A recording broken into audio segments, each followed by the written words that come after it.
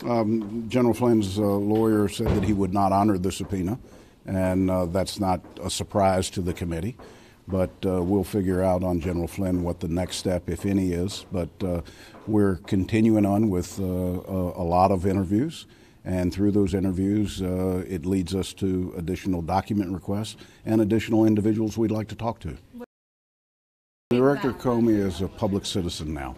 He's not constrained by investigations, and we think the most important thing that Director Comey can contribute now is an understanding by the American people of what transpired. We happen to think that an open hearing in front of the Intelligence Committee is the right way for him to do it, since we've worked so closely with him and we respect him so much. Clearly, foreign governments could interfere in our election. They did this time. They may be more successful next time. So the shape and the scope of the congressional investigation, I think, has dramatically changed.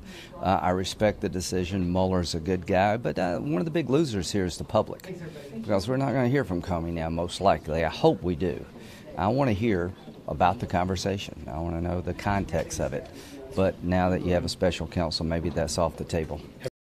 I'm disappointed in many ways that the Congress may be taken out of the game now, because we're a public venue.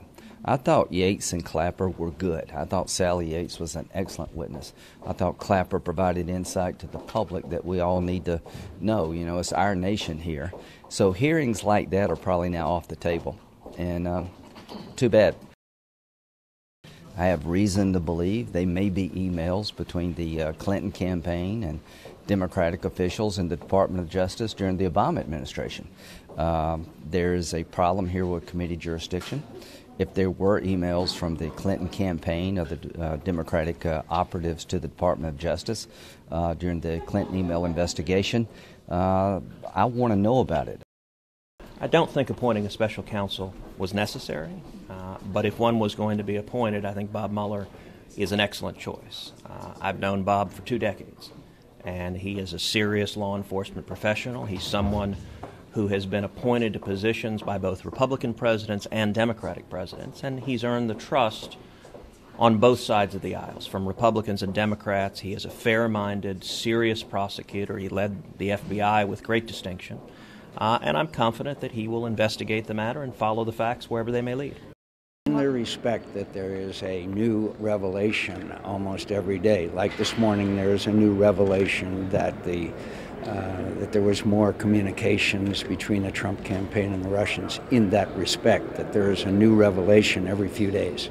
How does the appointment of a special counsel change that? I think it's very important, but that is to investigate the criminal activity. The Senate and the House have to investigate the aspects of Russian activity from the standpoint of sanctions against Russia, what we do to counter these attacks, and all the aspects of cyber warfare. Well, my opinion of Bob Mueller is that he's terrific, completely unimpeachable in all respects and widely recognized as such by everybody.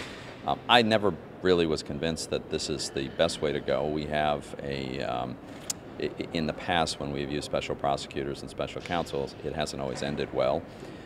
My view was always that the president should move quickly to get a completely unimpeachable leader of the FBI, preferably a Democrat, so there would be no doubt that that organization is being run by somebody who has no allegiance to Donald Trump.